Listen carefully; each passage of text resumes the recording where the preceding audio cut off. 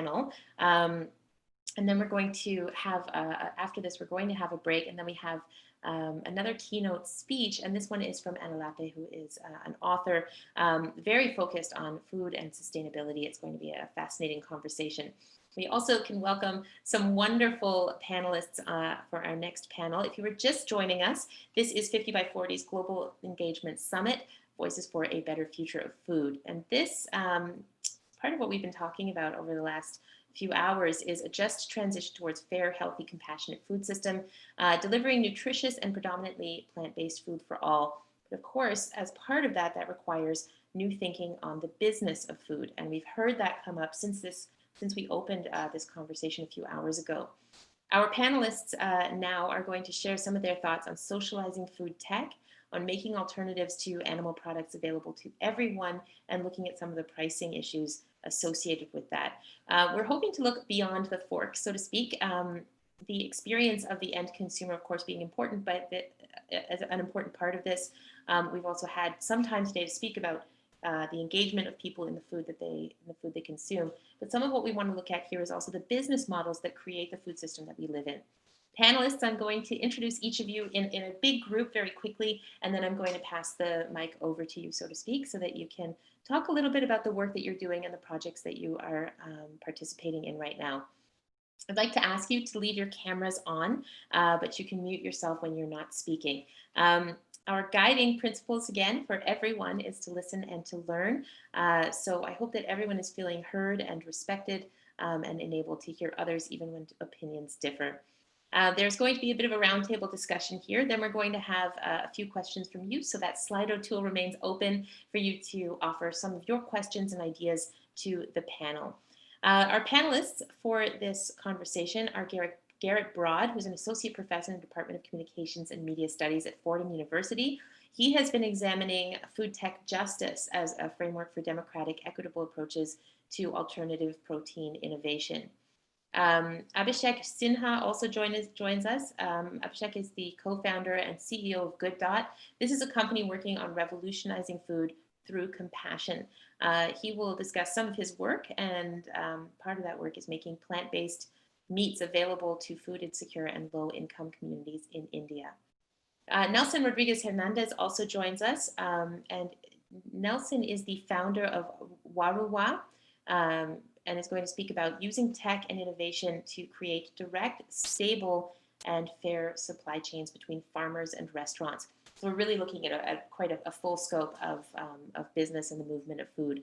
Mariana Falcao, who also goes by Mari, is making plant-based burgers available at a low cost to low-income communities in Brazil. The project is called Mr. Veggie Brazil, and Mariana is the CEO.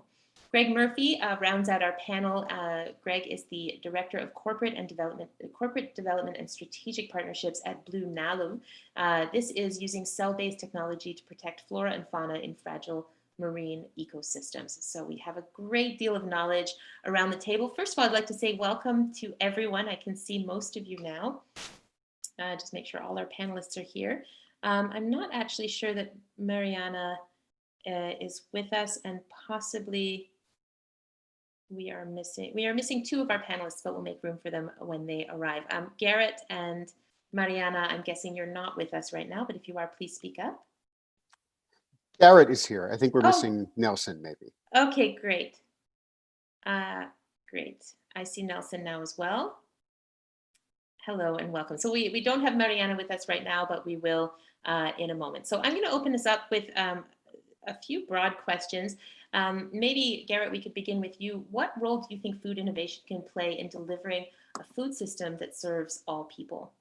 Great. Well, thank you so much. If it's okay, I'm gonna take over the screen for just a moment. Please do. So it's really a pleasure to be here. Thank you so much. And I think my comments really will build on some of the other discussion that I've been listening to throughout this morning. And so, you know, in thinking about a kind of broader framework here for the intersections between business and new technological development, and then principles of justice and equity and just transitions, you know, I want to maybe start us off with this, what I think is a really powerful quote from a scholar of science and technology named Sheila Jasanoff here. And she's writing about technological innovation more broadly, but I think it matters a lot to some of the food system innovation that we're seeing in things like alternative protein or a variety of other topics. And the basic point here is, and I'll let you read it for yourself, but the basic point is that we shouldn't deny that technology gives great opportunity, right? And that the modern world we live in is made through and with,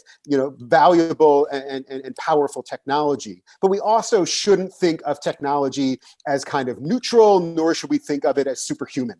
That technologies exist within social and political contexts. And so in the context of new food system technology, we really need to think about how do we use these technologies actively to promote the principles that matter to us. As a kind of important example here, I think that's really relevant for folks who study food systems, we can think about the longstanding GMO, genetically modified food debate. And so I've spent a lot of time as a researcher and as a kind of engaged scholar working with people doing food access and food justice work. And in a lot of those communities, there's a lot of major pushback against genetic modification. I've been to a lot of events where I've been handed one of these "Say No to GMO" stickers, for instance. And a lot of these folks think that GMOs are all bad and bad for health, bad for the environment, bad, and just a kind of corporate ploy that will bring only bad things. More recently, I've been spending a lot of time in some of these food tech spaces where I'm often handed one of these "I Heart GMO" stickers. And to some of these folks, anybody who's opposed to GMOs just doesn't get it, doesn't understand the science, is ignorant.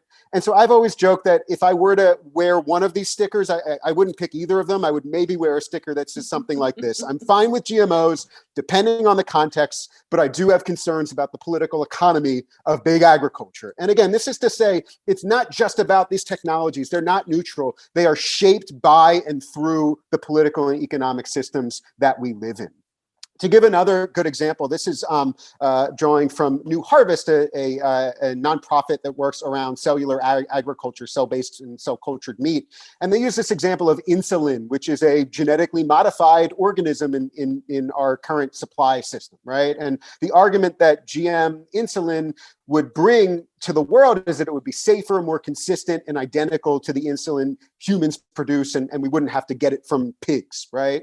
But what we've seen over the course of the last several decades in the US in particular, despite this technological innovation, insulin hasn't gotten cheaper. It's actually gotten more expensive. It's actually gotten less accessible for many people. So it's just another one of these examples that I think we can, apply to the food system side to say that the technology alone is not going to be our superpower, right? The technology alone is not going to save us, but we can use technology in productive ways to advance the values that matter to us. And so that's why I came up with this term, food tech justice, to think about how can we be open and engaging with technological innovation, but also really place front and center these issues of health, equity, and sustainability, and take an inclusive innovation approach that keeps the interests of eaters, of workers, of farmers, of consumers, and in the case of things like alternative proteins, of the animals themselves front and center. So I'll leave it there as a kind of broader framework for how I think about these issues. Thanks so much. Garrett, thank you so much for that. You've certainly set the pace for our conversation today, and thank you for complicating some of the conversation right from the start, because it is a very complicated area that we find ourselves in. I want to turn to one of the people who acts as a founder or promoter of alternative meats. Greg Murphy, perhaps I could come to you, just following on some of what Garrett just presented. I thought you might want to speak a little bit about your work using cell-based technology, some of the motivations for that, and how you see yourself in that food conversation. Thanks for the opportunity, and also for the invitation from 50 by 40. So the company I work for, Blue Nalu, we're based in San Diego. As you highlighted during the intro, we're focused on cell-based seafood. For those that aren't aware, seafood is the largest traded global commodity in the world. Roughly a $200 billion industry. Seafood consumption is all-time high, continuing to increase while supply cannot keep up with that demand. We simply can't keep pulling more fish out of the ocean. The ocean cannot sustain that. At the same time, over the last decade or two, farmed fishing has really taken up a lot of that supply and demand, such that today, half of the seafood that is consumed is actually farmed. And here in the United States, where we're based, 94% of that seafood that Americans consume is imported from other parts of the world where there's not as strict regulations, perhaps, on environmental, social, or animal welfare. So we're addressing a global challenge and believe that we have a global solution that can supply the growing demand for seafood. And kind of our partnership strategy is working with local companies, local organizations within each market that we enter to create those factories, to create those jobs, to provide the supply chain networks. So we're not, it's a terrible term. I rarely like to use it, but we're not trying to boil the ocean. We're trying to create kind of the intel inside, if you will, to enable some of these more local solutions. Because seafood is consumed differently everywhere around the world. So we're not going to know as well as a local partner would know about the consumer demand for certain species, certain product forms, and so on and so forth. So, very happy to be here today. We're very happy to be talking about food security, which is a big issue for a lot of nations who see, the future of alternative protein, whether it's plant-based or cell-based, as being able to feed, local populations. So, happy to engage further. Thank you very much for that, Greg. I want to turn now to Mariana Falcao, because your work, while Greg Murphy's work is working in cell-based technology, you are working with plant-based burgers that you make available to low-income communities in Brazil. Perhaps you could tell us a little bit about your work, and you're also welcome to comment on some of what's already been discussed so far. Thank you, Sarja. Yes, I'm going to share a small presentation just to illustrate my brand. Hello, everyone. So this is our brand in Brazil. It has started in 2001.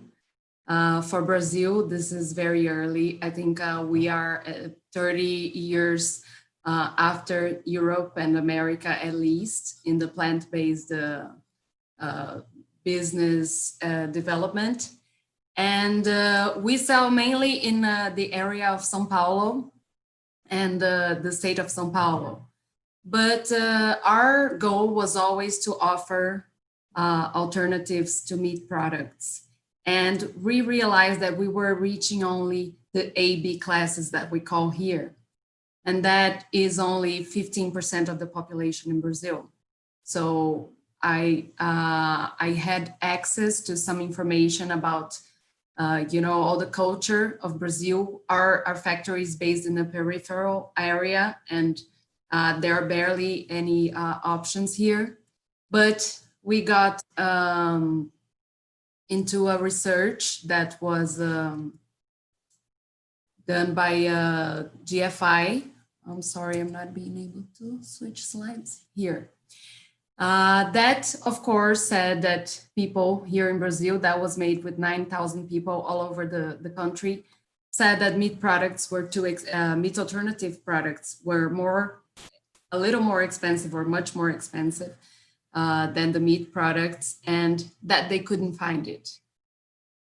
So we started developing, trying to figure out as a small business how we could do a really cheap product, because our main resource, our main ingredient is actually cow food, animal food, which is soy. And it has technology, but it's made in really large numbers. So we really had to find the best product that people would love it. This year we launched a brand called Mari Mari, and we are selling it in supermarkets for 190 reais, which is around $36 or 50 cents of dollars per purchase power parity.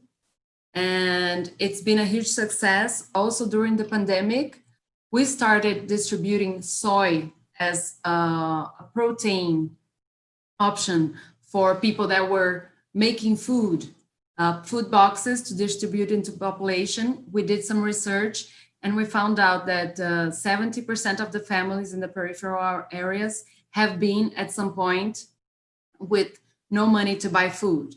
And the first thing they cut is meat. And then they only eat, here in Brazil, our meal is rice, bean, meat. That is our main, our daily meal. And they cut meat because that's the most expensive. And when we introduced the soy, they realized that it's 1/3 of the price. They don't need refrigerator to store it. And now we're doing a great work here with some NGOs and distributing soy and some manufacturers and teaching people how to use it, teaching recipes so they can cook at home. And I believe we can share next year maybe the results of this project. Well, So that's it. Thank you very much for telling us about some of your work. It's an interesting continuation from where we were this morning, where innovation is one of the clear one of the things that people are focusing on the most with a lot of hope. Abhishek, I want to come to you because your work is connected to some of the work that Mariana has been describing to us. You were the co-founder and CEO of Good Dot. I love this description, a company aiming to revolutionize food through compassion. Perhaps you could tell us a little bit about some of the plant-based alternatives that you are working with, but also some of the programs that you that resemble what Mariana is describing. You do similar work in India in food insecure and low-income communities. Sure. Thanks a lot, Saroja and 50/40 for the opportunity. It's lovely to be a part of this panel. Basically, Good Dot is a plant-based meat manufacturing company based out of India. And as you rightly pointed out, we are revolutionizing food with compassion. By that, we mean the soul of Good Dot belongs to animals. We are totally driven from the ethics side of plant-based industry. We do believe that the food tech justice, rightly conceptualized in this panel, encompasses not just human justice, it's also the planetary justice as well as animal related justice. So this is where we are tackling this problem from. So when we got thinking about how we can solve this problem, we did realize that to really replace animal meat, what do you need? Especially in India, I'm talking from our perspective, taste and price. I think these are the two major consideration where people are willing to give plant-based meat or meat alternatives a try. So that was our focus. And now coming to India, of course, is a developing country, fast developing country, but still the frozen supply chain is not as extensive or as well established as in the Western world. So we try to tackle this problem from this perspective, that taste, price, and also shelf stability at room temperature, so that the storage and logistics costs are also taken care of. So we developed initially, plant-based mutton or lamb replacement initially. Now we are gone for plant-based chicken replacement. So we do believe that when you tackle the problem in a holistic manner, a lot of positive externalities come from that particular approach. So in our case, for example, we have been able to give good value to a lot of employment generation activities. For example, we have upskilled a lot of guys and involved them into technical production processes. In fact, at the back end also, the farmers are getting more value addition in terms of the products what they're selling, because we are using value added products like protein isolates, concentrates, and flours. So the farmers are also getting a better remuneration. So thereby, it is a very, very interesting phenomena what we are witnessing, that we did believe that India can potentially be one of the largest marketplace for plant-based meat alternative, because it's a happy middle ground for non-vegetarians and vegetarians both. And thankfully, we have been proven correct, and we are really excited for the days ahead. Thank you so much, Abhishek, for sharing some of your work with us. We are going to open this conversation. I just want to let Nelson speak about his work, because he comes at this from a slightly different perspective. As the founder of, am I saying it correctly? Is it Warua? Yeah, that's correct. Okay, and you're speaking about using tech innovation to create direct, stable, and fair supply chains between farmers and restaurants, which is taking some of these products and actually discussing how they're going to be used and brought to end consumers. Can you tell us a little bit more about what you do? Yeah, thanks for having me. It's a real pleasure to join this panel. Yes, Warua is a social e-commerce platform that aggregates the supply of small farmers with a variety of consumers. We initially started as a B2B model to tackle the problems like that has been a long-term problem, like, for example, over-intermediation, lack of market transparency for small farmers. That despite the fact that we have a huge variety of supply from local producers, it's managed and is controlled by inefficient and let's say inefficient supply that are controlled by whole supplies centers that are called abastos here in Latin America. So our aim was to reshape those places and connect directly consumers with producers. So doing that, we were contributing to the plant-based economy in a number of ways. First of all, our main goal was to make affordable and a variety of fresh and vegetables that has been managed and has been increased their price due to the inefficient chains. And secondly, we want to also improve farmers' remuneration, and so far we had improved for at least 20% in the last year. But we had to pivot to our business model to a different strategy because the restaurant industry and the food services collapsed with the COVID disruption. So what we did was to copy some initiatives that were growing in Asia with this idea of promoting collective purchases to make e-commerce initiatives affordable for low-income sectors.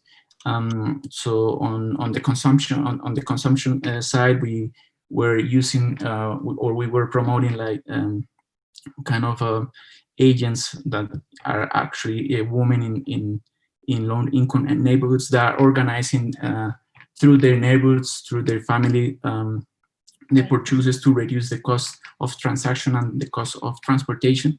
And so far has been an excellent experience in the sense of we continue working with farmers despite the fact that restaurants are not demanding much, and of course we have also many institutional buyers, like for example hospitals, kindergartens, and these, of course, they like for example in the case of high school kindergarten, they close. So with this idea, we reach way more people, and we continue working with them, with farmers. So we are tackling many of the problems that probably are not included in this food tech justice framework, because we are not like developing a product itself. We are just like working what is happening before and trying to bring closer like small farmers and promote like technology in this process that are not necessarily related with production, but more on the trading and the logistics side. And Nelson, perhaps I could ask you, what do you see as the major challenges when you look at current food system supply chains? What do you think are the largest challenges there? First of all, I mean, in the current environment, there is so much uncertainty, and we don't have. I mean, this market economy probably doesn't work without. I mean, in this context, I mean, we are seeing and hearing like many stories of small farmers going to bankruptcy because there is not like purchase power that existed before. So of course we are very concerned on the sustainability of these farmers. But on the other hand, and I think in terms of from the consumption side, there are a number of challenges because of course purchase power has decreased so much with this COVID crisis. So there is much uncertainty for the specific context that we are facing right now.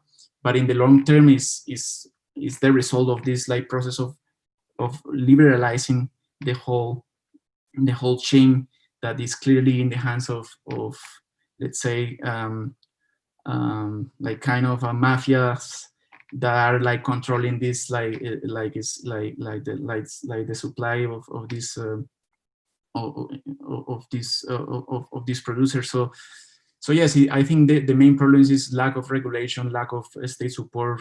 So yes, I mean there are many uncertainties that probably entrepreneurs are not able. I mean there is not enough to bring in innovation if there is not like a strong state support to small farmers. Thank you so much for that. So that is some of Nelson's answer to that question. I'd like to open it to the rest of the panel. What I was asking what you see as the major challenges to the current food system supply chains, and I'm wondering if any of our panelists, if you just want to raise your hand, and I'll pass the microphone to you. Would anybody like to comment on that? The challenges that you see in the supply chain at present? No. Okay. It occurs to me also that we have a number of possibilities for our audience to participate, and I haven't been doing it soon enough, so I'm going to turn to some of those Q&As right now. Karina Brett asks, do alternatives really decrease overall consumption of animal products or just increase vegetable and grain consumption? Abhishek, perhaps I could turn to you with that question.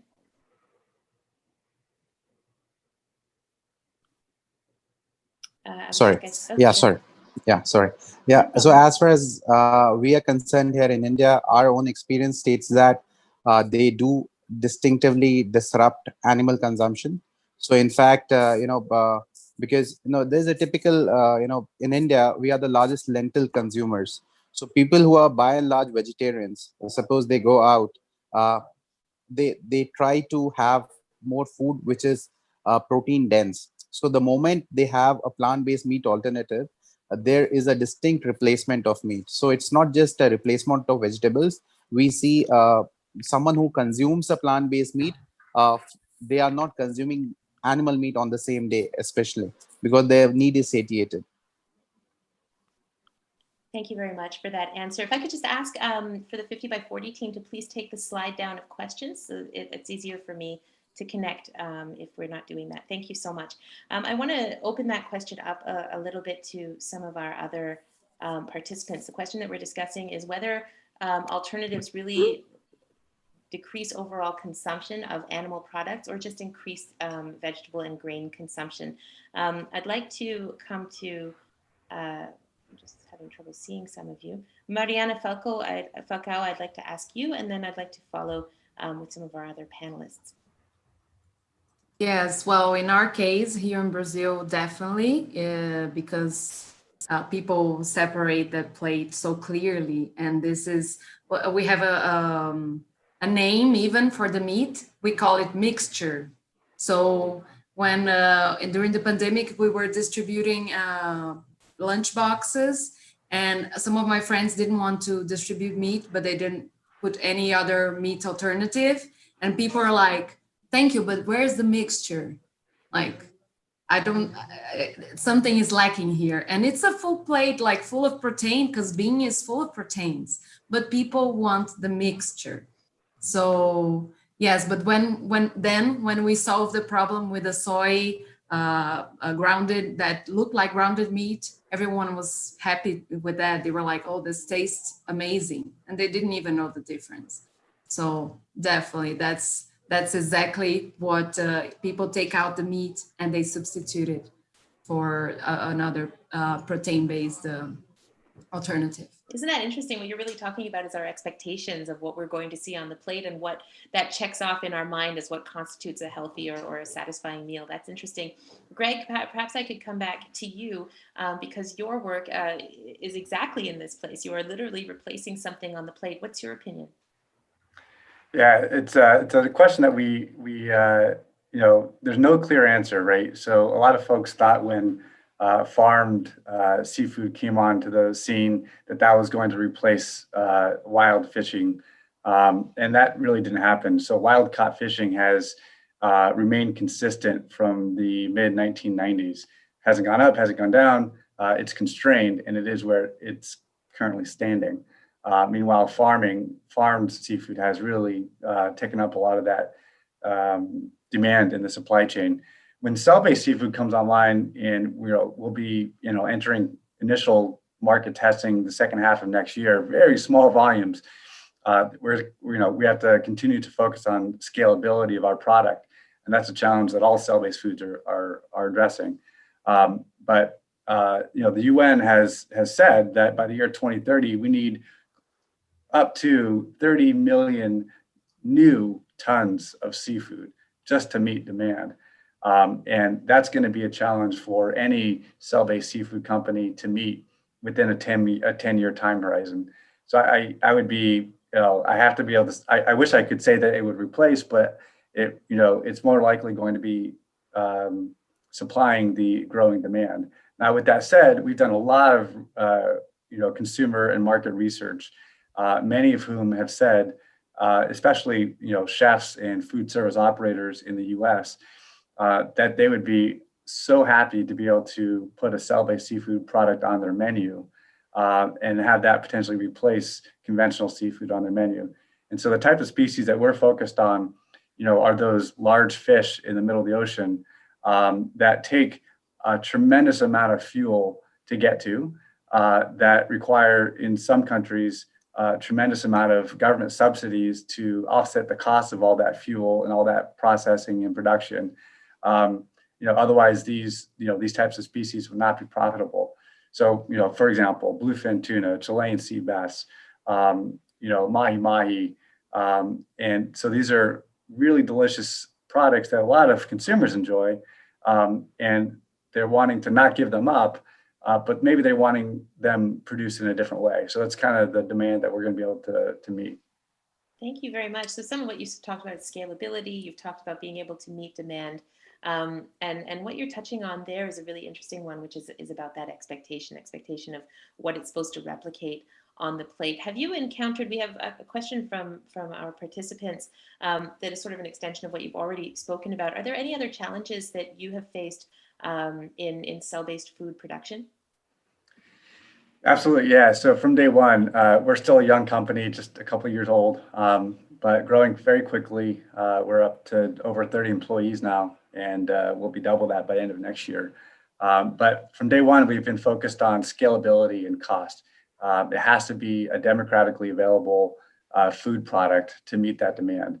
And we are targeting the premium species initially, because at the end of the day, we do need to provide profitability to our investors, but we're going to turn those profits into additional R&D to continue driving down that cost and make it available at market pricing, if not below market pricing, as soon as possible. So that's key for us. I think it's also important to recognize, that the current seafood industry, maybe we're not totally accounting for all the costs that are part of that. We mentioned the subsidized fisheries, for example, or the illegal, unregulated, or underreported fishing that really goes under the radar. And what are the economic, the ecological, the animal welfare costs associated with that?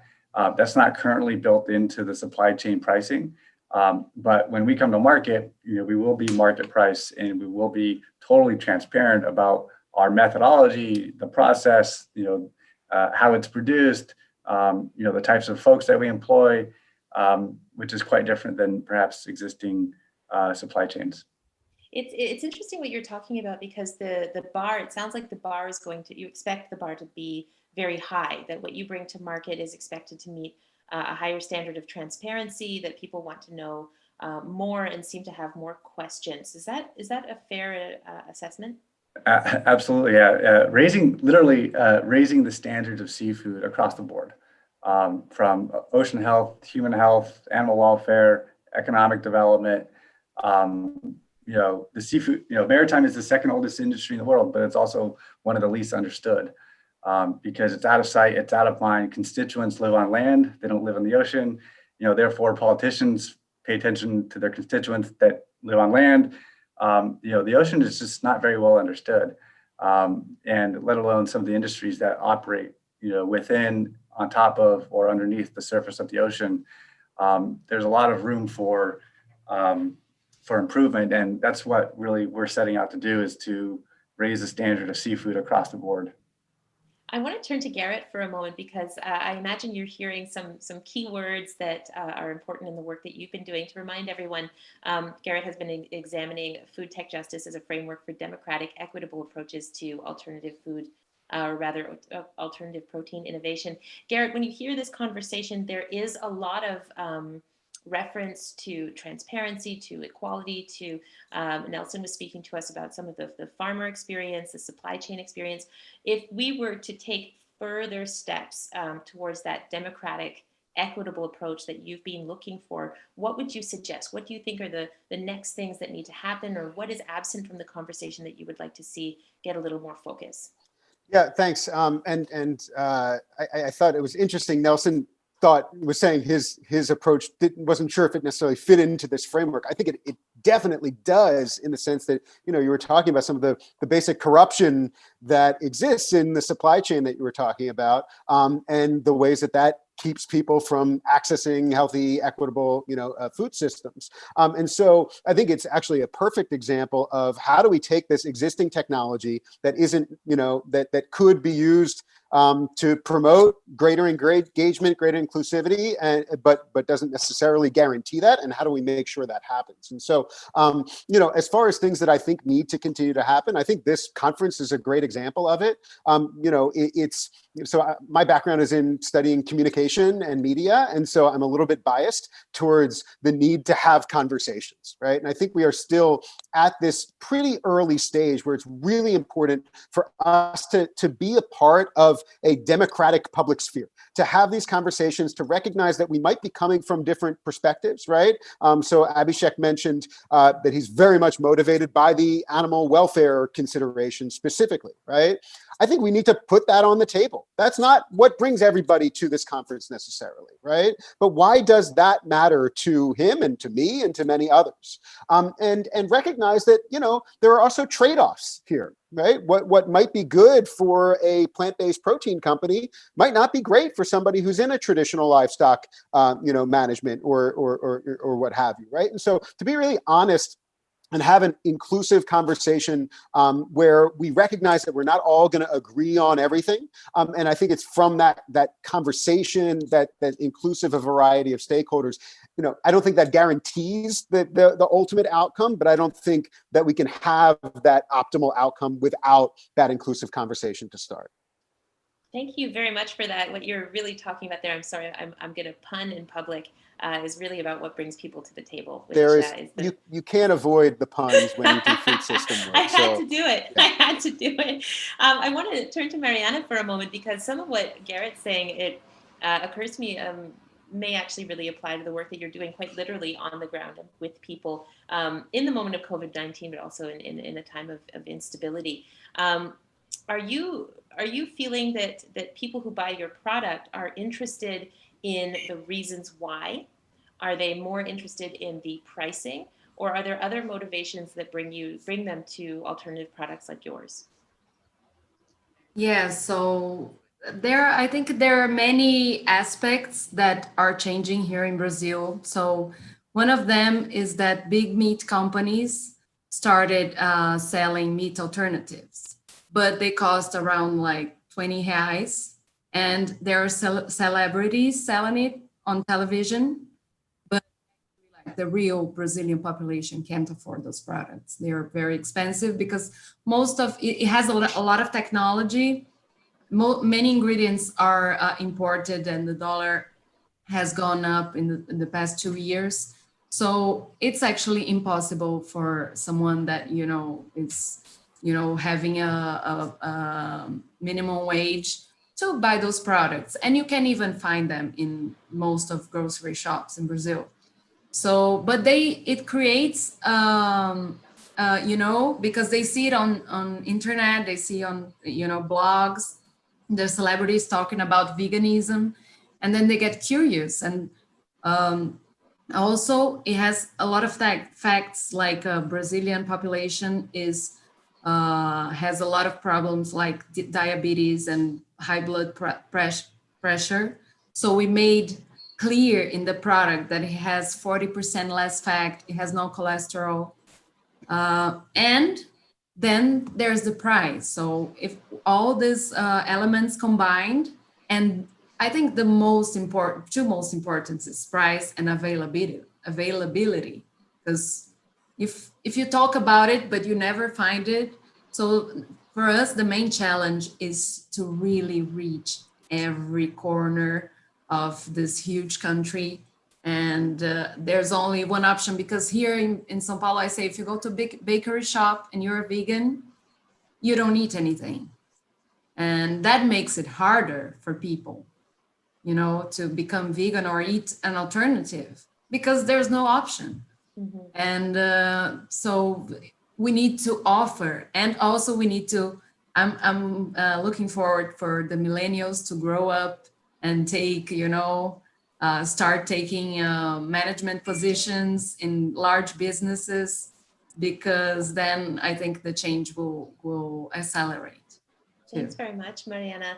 I love that hopeful take. We just had our youth panel, and I am very sure that some of the young people who were speaking with us today are going to be in exactly those management positions, very articulate and driven generation.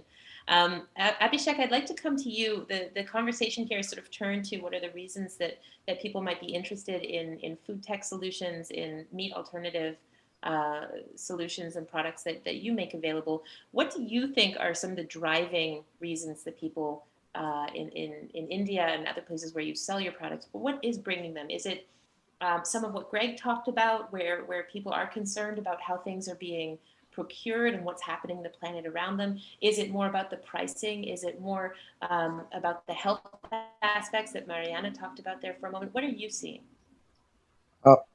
Basically, our strategy right from the very beginning is take out the value proposition out of the offering. Even though we are driven by that, we can't expect consumers to be driven by that. Humans by nature are utilitarian. They do want to do something good, but they have a challenge of will if they have to do it against the ease of doing it, right? So it's the duty of the companies in this space to create a system. For us, it was taste and price. Develop a product which is tasty and as good as meat, and going ahead even better than meat, and give it at a price point which is at best or at worst be at price parity. Ideally, it should be lower than meat. Then the mass adoption takes place. When you make things easy for a consumer who is not value aligned, or even if he is value aligned, he does not either have the willpower or the resources to make the transition. So you create that system, and once they do that, their thoughts also follow. So I would say, having taste and price, I think that has been our target. And of course, ease, as Mariana pointed out, availability. So we are going for shelf stability. So I think it is incumbent upon all the companies in this space to create those kind of solutions. So that is why the mass adoption will take place. Thank you very much. So many different, it's interesting that you can have people working in similar fields and have such a variety of ideas. If we could shift away for a moment, something that has been occurring over and over again in the conversation today has been about corporate structures of food, big agriculture, and what that has meant for defining the way that we farm food. But in the worlds where you're working, where you're actually manufacturing products or putting together products, researching, looking for new ways to create products, I'm wondering if you're experiencing that as well as disruptors in the market. And of course, some of you are more in an observational role. But for those of you who are actually in the market as disruptors, are you feeling overwhelmed by this sense that there's a monolith that controls things, or are you feeling invigorated as people who are doing something new? Mariana, perhaps I could start with you. I'm sorry. The question is if I feel that this change. Can you say it? Of course I can. Sorry, it was a very long question. I'm not surprised you lost your way. The basics of the question are some of our speakers have been talking about the importance of changing the food system, and how one of the big conversations that has to happen there is how do you take a small group that has a lot of power and start to challenge that. And some people have talked about policy as an option for that. Others have talked about farmers' action as a possibility, youth action. And you are there as a disruptor with an actual product in hand. I'm wondering how you see your role in reimagining the food system. Are you feeling overwhelmed by it? Are you feeling positive about it? Where do you land? Okay, thank you. Now I understood. Well, it oscillates. It depends on your, the group of people you're frequenting. Because as I work with the, natural food and vegan food, when I go to vegan society summit, then I'm like, oh my God, all this change is happening. The world is, we're doing it. It's going to happen. And then at the same time, I don't know how this happened, but I was elected the president of the Soy Syndicate of São Paulo State. And that made me get into a group of people that are mainly over 60 years men that are owners of industries. And I'm the only woman. And I don't know how I got there, but I see that world and I see the way they do things. And we have ministers of government coming. And I see, like, for example, the president of Nestle asking the minister of economy not to raise taxes on sugar. And he's like, oh, we'll consider that. And then I go like, oh my God, we're so far. We're so far. This is not going where I want to. So it depends on the day. It depends on the news you read. But I can say that I've been doing this since 2004, and the frequency that I feel energetic is more often now, much more often. So I guess it's an optimist view in the end. Generally an optimist. So I guess to be an innovator, any of the people who are creating things, you all have to be optimists on some level to believe that these things will work. We are almost out of time, and I want to make sure that we turn to some of our participant questions. There are a few that have been addressed already. We can put some of those on the screen now if the 50 by 40 team would like to do that. So we have addressed, going from the further down, challenges of cell-based food production. We've talked a little bit about policymakers and civil society. Garrett, you might be interested in answering, in widening the answer to that one. The question is, what is needed from policymakers and civil society to support the solutions that you want to see provided? And Nelson, I'm going to come to you with that question as well. But Garrett, perhaps you'd like to lean in first. Sure. So a couple things. One is, I think while markets and companies can do a lot here, we also need to think about what could strong public sector investment in alternatives be, support for just transitions, economic supports. So that's one area where I think there's a lot of potential attention. The other is, sometimes the best food system policies aren't directly about the food system at all, right? And so if what we're really interested in is a sustainable society, an equitable society, a healthy society, some of the best food system policies might be, affordable housing or living wages for people, right? And so I think that to the extent that policymakers can play a role there, and then partnerships between some of the companies in this space can work with policymakers to ensure that the jobs that they're creating are good jobs, for instance, right? And so I do have a level of skepticism that just the companies alone are going to solve this problem, right? Yeah, they sell the Impossible Burger at Burger King, for instance, here in the US, but it's still kind of a crappy job to work at Burger King, right? And so can we have a more integrated approach, society-wide, globally, in policy and in collaboration between these companies to get us to a point where we're really pushing for these values? So those are a couple thoughts there. So definitely what you're speaking about there is a more complicated, there's not a single shot repair for any of this, that it's going to be a long process, that you're ready for the long process. Complexity and trade-offs, again, which is, what I talked about before, that right. We have to be honest about that. And I can say that as an academic who's not necessarily invested in any particular product making it to the market. But I just think that's the reality. And so those of us who are interested in advancing these goals have to be aware that there's no silver bullet here. Whether it's a technological silver bullet or a social silver bullet, it really needs to be a hybrid set of solutions. And when a lot of what you've been speaking about is those values of creating democratic, equitable systems. And as you said, there isn't a silver bullet, there isn't a single answer, but what are the things that are making you feel hopeful right now about where food tech is headed and the opportunities that it might create for people going forward? I mean, there's just a ton of interest in this area, right? And so I'm hopeful by the passion that people bring. I'm hopeful by the connections that people are making as well between the well-being of animals and environmental quality and economic quality. So, I think that we've really moved the needle in a big way over the last couple of decades. So it's not silly to think about how these things connect. So that's what I'm particularly hopeful about. I'm also, following up on that panel previously, young people, you mentioned millennials before. Millennials are getting a little older as a millennial myself, right? So not just millennials, but the generations that follow, the Gen Z. I think there's a ton of energy, a ton of passion, and a real commitment. And also, what we can do through media and technology. I think it makes me hopeful, right? That we can really spread these messages quickly, far and wide. And I think that's a real advantage to broader social change moving forward. Thank you so much, Garrett. What wonderful final words from you. Nelson, I want to come back to you. You are really at that nexus of business and making some of the food tech available in the conversation between restaurants and farmers. And it provides us then with a really unique perspective. If we go back to this question, what is needed from policymakers and civil society to support the solutions, that you are providing? Do you have some thoughts on that question? Sure, absolutely. Yes, we have discussed here quite extensively about the problem of scalability and cost reduction, and at the end, and I fully agree with Garrett that the problem of technology, if we are going to tackle issues related with the environmental injustices, cannot be reduced on aspects of efficiency only.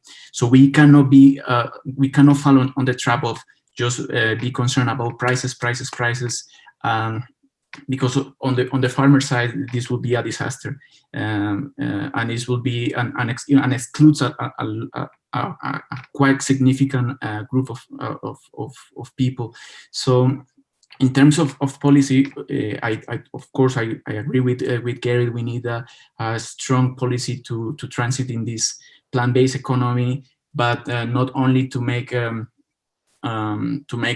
this more affordable, but to make it more diverse, in the sense that we need to bring more players, small especially, that in my view are at risk, where everything turns only on investment issues, right? Because it can be absorbed right now.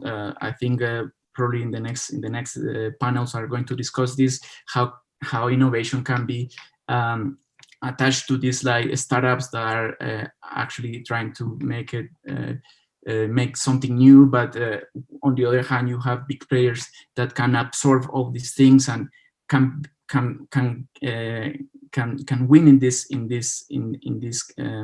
scenario where they are the masters of the scale, right? The masters of getting everything cheaper. So in terms of regulation, we need like a strong agenda to how can we make not only this transition to a more plant-based economy, but how can be inclusive with producers and with farmers, of course, and people that are also on the more on the production, like on the end product itself. So yes, I think in terms of prices and regulation, I think there is a lot of discussion.